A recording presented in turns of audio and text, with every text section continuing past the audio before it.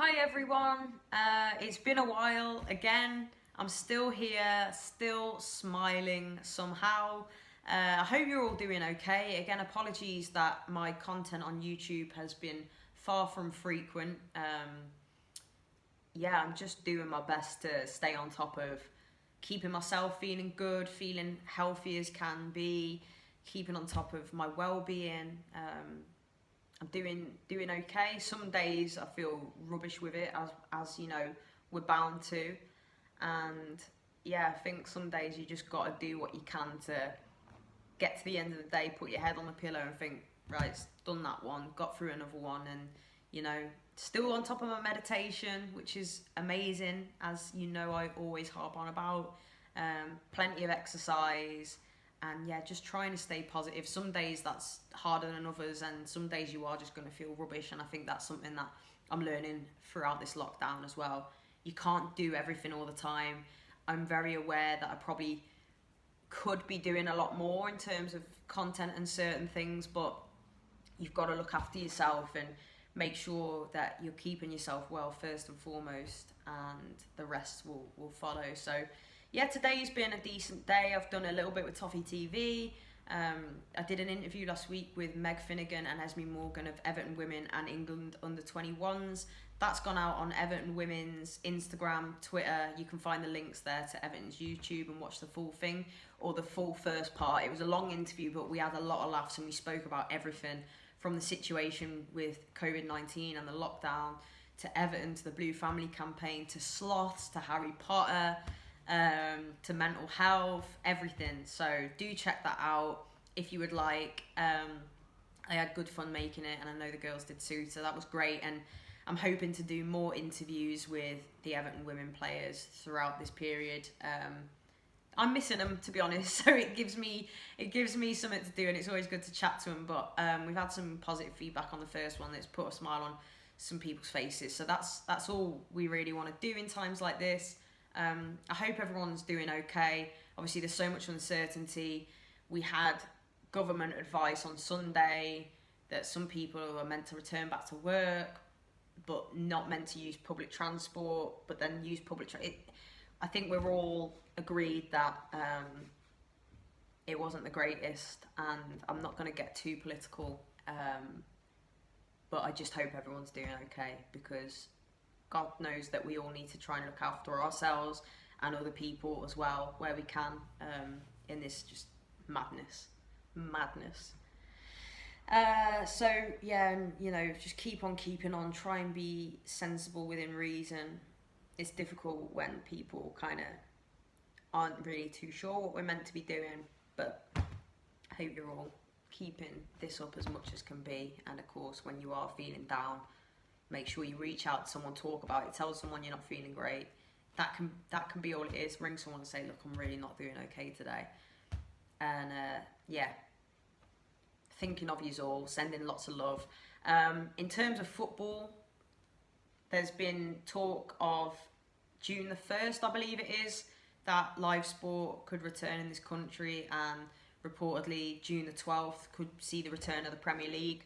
There's been a lot going on in the press. Danny Rose and other players have come out and said that they are not happy at the thought of coming back before it's safe, which obviously makes sense. You know, this is something that's killed thousands and thousands and thousands of people, so it has to be safe. And at the moment, the plans are all very confusing. It's going to be neutral grounds now. They're saying they can do maybe do home and away. I'm not really sure. I've not been following it too religiously, because to be honest, as I've said in previous videos, like I turn off from the press and the media to an extent when it's all just getting a bit stressful. So yeah, it's still no clarity there. We've seen in certain leagues they've been void and cancelled. Certain leagues, they have crowned champions. They don't know whether they're going to do relegation, promotion. I don't see how it's going to work, so we'll leave that one with whoever's in charge. And I believe May the 25th we should know some more. I think the teams and the clubs are all meeting up and discussing things again. Well, not meeting up, you know what I mean. So we're all missing football, no doubt. I'm based in L4, so I'm fortunate that I can go and walk around Goodison Park whenever I want, and I've got to say it's comforting, but it's so surreal and so eerie sometimes when, especially when it's a weekend and you're looking at the fixtures and you're like, oh, we should be playing so and so at home today, and you know, what would I be doing at this point in the day in my match day routine and stuff. You know, it makes you realise how you just, so much you can take for granted that you don't even realise. But hopefully, you know, well, I don't know when it will be, but it's not forever. We will all be back there. So it's about, you know, getting through this to know that better days are coming. But we just got to keep on keeping on. And I'm trying to think what else there really is to talk about. I'm going to try and do a few more videos. I think I need to make more of an effort to just, even as I said, for myself, just kind of documenting things, but I'm very aware that there's limited stuff to do, and I've not been the best at staying on top, but yeah, just keep on doing what you're doing, stay safe, look after each other. Trying to think what else there is to talk about Everton related. Oh, some good news in all of this. Everton's the People's Place, which is going to be the mental health facility for L4 and people of this city and this area in particular.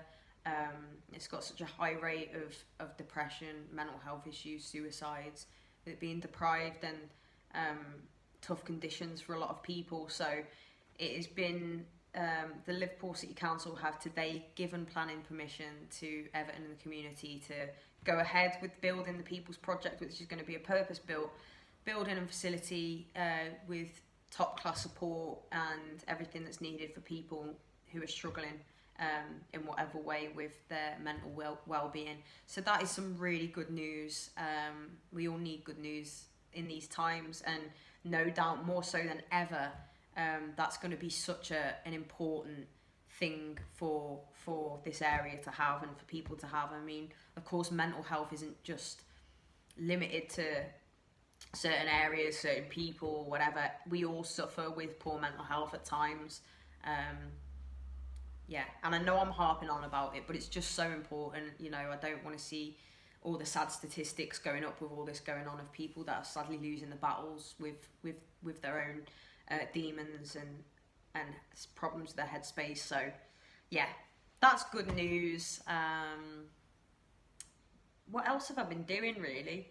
Not much. Playing a bit of FIFA, playing a bit of GTA, trying to read where I can, getting fresh air, of course, but it really is just very much Groundhog Day. So just try and fill your time as positively as you can, but don't be beating yourself up. That's something I've learned as well. I can be quite hard on myself sometimes, and sometimes it's okay to just have a day where you're like, I feel rubbish, I can't be bothered to do anything.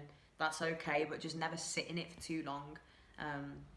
I've got a lot of gratitude from this as well. It was just on the last day of the previous month. It marked 3 years and 9 months since I've drank alcohol. Not anything, obviously I'll be dead, but since I've drank alcohol of any kind, and I'm really proud of that. And I think sometimes I take even that for granted, that I've been fortunate enough to recover from what was a really, really dark period in my life over years. So to be where I'm at now, I'm just thankful that I've come through that process and I come out the other side and I'm still alcohol free and able to do this with a sober mind, because I don't know what I'd do otherwise. I don't think I'd have made it through. So there's so much to be grateful for, and little milestones like that. It was almost exactly a year ago, just a couple of days ago, that I won the award for Best Women's Football Content Creator, and it's just crazy how things can change it. Who'd have foreseen? You know, it was one of the proudest moments of my life, if not the proudest. And fast forward a year and all this is going on. It's crazy, but it just gives me that hunger so much more for, you know, whenever it's safe and whenever we start to get over the worst of this, crisis that we're in, I'm just ready to push on and, you know, do what I love, and it's made me realise how fortunate I am with a lot of the things that I get to do. So newfound gratitude, I guess. Gratitude, I think, can come and go in waves. All these things I talk about come and go in waves. You know, we can remember to be kind some days, maybe the next we're not as good. We can be grateful one day, the next not as good. So I'm just trying to, be more of the good things and less of the negative things. But I really am rambling on to you all now. So as I keep reiterating, look after yourselves, send in lots of love, keep smiling where you can and make other people smile where you can. And I'll speak to you guys soon, or in a month, who knows. Take care, guys, all the best.